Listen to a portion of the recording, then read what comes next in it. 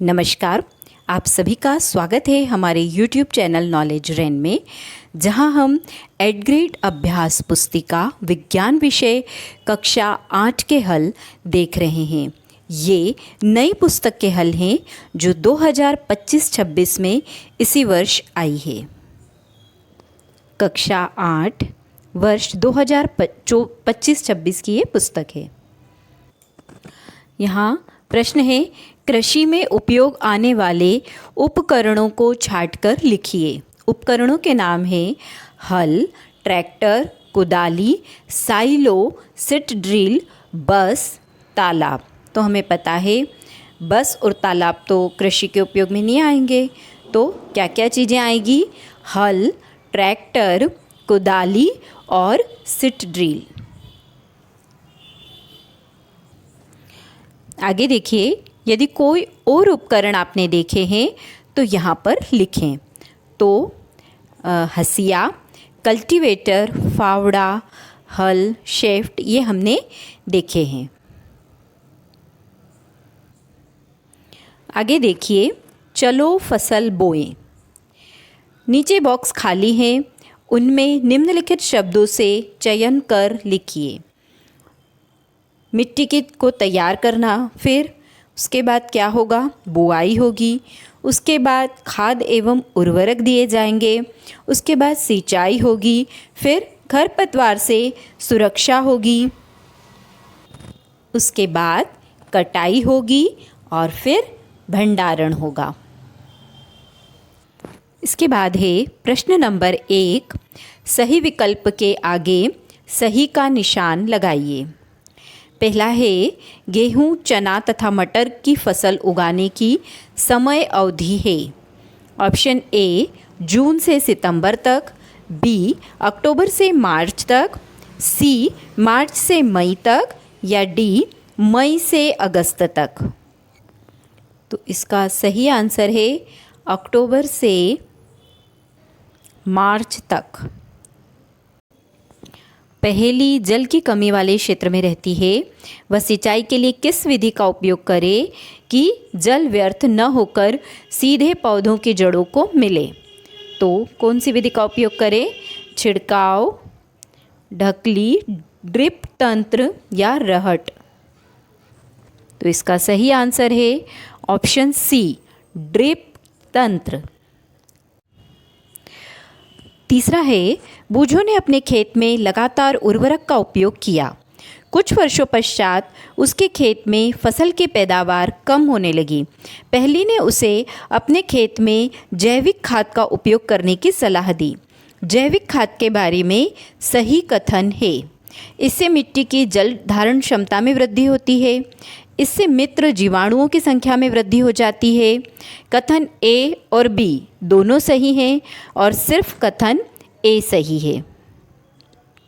तो इसका सही आंसर होगा कथन ए और बी दोनों सही हैं। कृषि कार्य में किस यंत्र द्वारा बुआई करने से समय तथा श्रम की बचत होती है? पहला है कल्टीवेटर, दूसरा है हल द्वारा, तीसरा है कंबाइन और चौथा है सीड ड्रिल। पांचवा, तो इसका सही आंसर है सीड ड्रिल। सीड ड्रिल से बुआई करने में समय और श्रम दोनों की बचत होती है।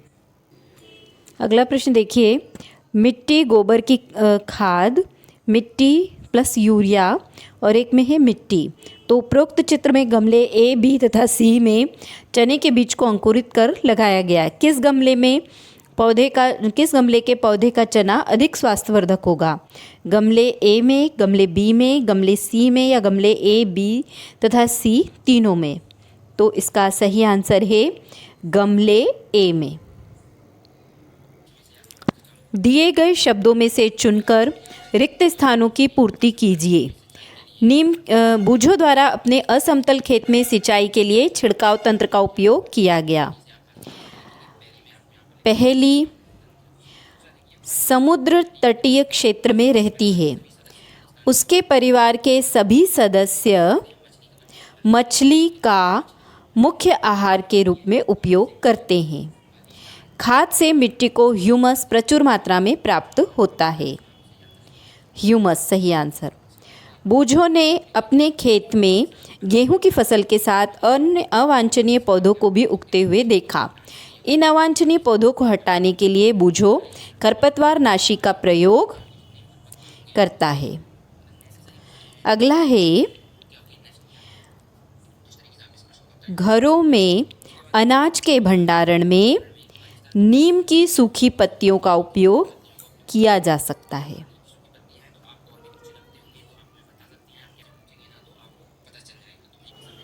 अगला है, भारत देश में फसलों की कटाई के समय कुछ विशेष पर्व मनाए जाते हैं। कोई 2 पर्वों के नाम लिखिए। तो फसलों की कटाई के समय कुछ विशेष पर्व मनाए जाते हैं जो निम्न हैं: पोंगल, वैसाखी, होली, दिवाली आदि। प्रश्न नंबर 4 है, निम्नलिखित फसलों में से रबी तथा खरीफ की फसलों को छांटकर लिखिए। धान, चना, मक्का, सोयाबीन, मटर, मूंगफली। तो रबी की फसल है चना मटर, खरीफ की फसल है धान, मक्का, सोयाबीन, मूंगफली।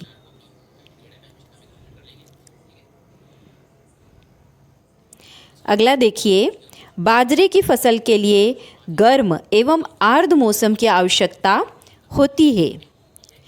यह किस प्रकार की फसल है व इसके उगाने के लिए उपयुक्त महीने कौन से हो सकते हैं? बाजरा खरीफ प्रकार की फसल है व इसको उगाने के लिए उपयुक्त महीने मई जून हो सकते हैं। अगला देखिए प्रश्न नंबर 6, निम्न बॉक्सों को सही क्रम में इस प्रकार लगाइए कि गेहूं की फसल उगाने का रेखाचित्र तैयार हो जाए। तो यहाँ देखिए, पहला आएगा मिट्टी तैयार करना, दूसरा आएगा खाद एवं उर्वरक दोनों, फिर तीसरा आएगा सिंचाई, चौथा मिट्टी तैयार करना, उसके बाद बुआई, फिर खाद एवं उर्वरक दोनों, फिर तीसरा सिंचाई, फिर चौथा खरपतवार से सुरक्षा, फिर गेहूं का भंडारण, पहले कटाई आएगा और फिर गेहूं का भंडारण। एक किसान अपनी भरपूर व अच्छी फसल काटने के बाद उसे भंडारण से पूर्व सुखाना भूल गया। उसे किन समस्याओं का सामना करना पड़ सकता है? किसान अच्छी फसल काटने के बाद उसे भंडारण के पूर्व सुखाना भूल गया तो उसे फसल को पीड़कों एवं सूक्ष्म जीवों की समस्याओं का सामना करना पड़ सकता है। प्रश्न नंबर 8 है, बूझो अपने खेत में बुआई के लिए पारंपरिक तरीके का प्रयोग करता है और पहली अपने खेत से बुआई के लिए ट्रैक्टर द्वारा संचालित सीड ड्रिल का उपयोग करती है। बताइए बुआई के लिए कौन सा तरीका उत्तम है और क्यों? खेत में बुआई के लिए ट्रैक्टर द्वारा संचालित सीड ड्रिल का तरीका उत्तम है क्योंकि इसके द्वारा बीजों में समान दूरी एवं गहरा बनी रहती है। इससे बीजों को पक्षियों द्वारा खाए जाने से रोका जा सकता है। चित्रों को पहचानिए। ये चित्र सिंचाई को किस पद्धति से संबंधित है? चित्रों को नामांकित कर इनमें से कौन सा चित्र जल की कमी वाले क्षेत्रों के लिए वरदान है?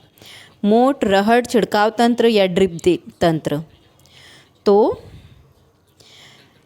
इनमें से ड्रिप तंत्र का चित्र जल की कमी वाले क्षेत्रों के लिए वरदान है क्योंकि इस विधि में जल बूंद बूंद करके सीधे पौधों की जड़ों में गिरता है। यहाँ क्षेत्रों आएगा, क्षेत्रों लिखा हुआ है। प्रश्न नंबर 10 देखिए, कभी कभी खेत में फसल के साथ कुछ अन्य अवांछनीय पौधे भी उग जाते हैं तो आप उन्हें हटाएंगे और क्यों हटाएंगे? तो खेत में फसल के साथ कुछ अवांछनीय पौधे भी उग जाते हैं, उन्हें निराई करके हटाएंगे क्योंकि अवांछनीय पौधे जल, पोषक, जगह और प्रकाश से स्पर्धा कर फसल की वृद्धि पर प्रभाव डालते हैं। अगला है प्रश्न नंबर 11, एक बर्तन में स्वस्थ और कमज़ोर बीज रखे हैं, हम इसमें से स्वस्थ और कमज़ोर बीजों को कैसे पृथक करेंगे? तो एक बर्तन में स्वस्थ और कमज़ोर बीज रखे हैं, हम इनमें से स्वस्थ और कमज़ोर बीजों को पृथक करने के लिए एक बर्तन में पानी लेंगे और उसके बाद उसमें बीज डालेंगे। स्वस्थ बीज नीचे बैठ जाएंगे और कमज़ोर बीज ऊपर तैरने लगेगा। प्रश्न नंबर 12, आपको खेती के लिए एक सूखा भूखंड दिया गया है, बीजों को बोने से पूर्व आप क्या क्या तैयारी करेंगे और क्यों? तो बीजों को बोने से पूर्व हम सबसे पहले मिट्टी को पलटना तथा उसे पोला करेंगे, क्योंकि इसे उलटने पलटने और पोला करने से पोषक पदार्थ ऊपर आ जाते हैं और पौधे इन पोषक पदार्थों का उपयोग कर सकते हैं। अतः मिट्टी को उलटना पलटना एवं पोला करना फसल उगाने के लिए अत्यंत महत्वपूर्ण है। इसके बाद है दीर्घ उत्तरीय प्रश्न। ऊपर बातचीत दे रखी है, उसके बाद उपरोक्त बातचीत के आधार पर प्रश्नों के उत्तर दें। उर्वरकों में कौन से पादप पोषक तत्व प्रचुरता से पाए जाते हैं? तो उर्वरक में नाइट्रोजन, फास्फोरस तथा पोटेशियम तत्व प्रचुरता में पाए जाते हैं। मिट्टी को ह्यूमस कौन प्रदान करता है? तो मिट्टी को ह्यूमस सूक्ष्मजीव प्रदान करते हैं। जैविक खाद से क्या लाभ हैं? तो जैविक खाद से मिट्टी को ह्यूमस अधिक प्राप्त होते हैं एवं फसल में अधिक गुणवत्ता होती है।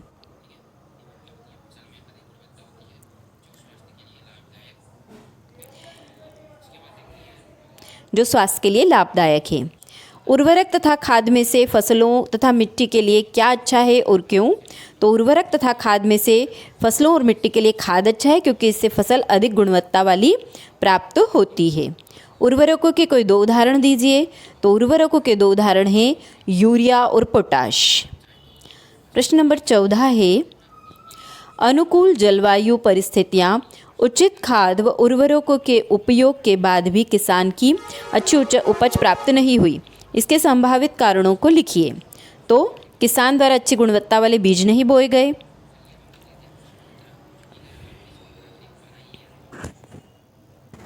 किसान द्वारा खादों उर्वरकों का सही प्रकार से उपयोग नहीं किया गया, खरपतवार की मात्रा अधिक होने के कारण, या फसल रोगग्रस्त, सूखाग्रस्त एवं बाढ़ग्रस्त हो गई होगी।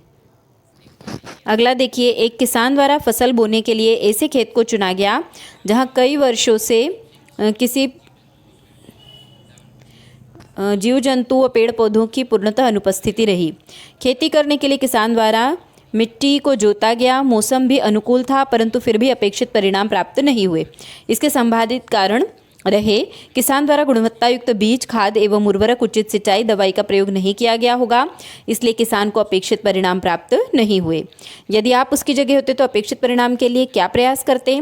तो यदि मैं उसकी जगह होता तो गुणवत्ता युक्त बीज का उपयोग करता है, आवश्यकता अनुसार खाद एवं उर्वरक का उपयोग करता, समय समय पर दवाई, सिंचाई, निराई और कटाई का कार्य पूर्ण करता। इसके बाद है अगला प्रोजेक्ट कार्य 1। मूंग अथवा चने के बीज लेकर उन्हें गीली रुई अथवा कपड़े में लपेट कर रखिए एवं होने वाले परिवर्तनों को तालिका में नोट कीजिए। तो यहाँ तालिका बनी है। 24 घंटे में अंकुरित होता है, 2 दिन में अंकुरण का बढ़ता है, 5 दिन में मूंग का छोटा पौधा बनता है और 10 दिन में मूंग का बड़ा पौधा बनता है। इसके बाद है बीजों के अंकुरण की विभिन्न अवस्थाओं का आपने जो अवलोकन किया उसको चित्र बनाकर दर्शाइए। तो यहाँ पर ये चित्र बनाया गया है, मूंग अंकुरण और अंकुरित पौधा और फिर मूंग का पौधा। धन्यवाद। आज के लिए इतना ही। अगले वीडियो में हम अगले पाठ के हल देखेंगे।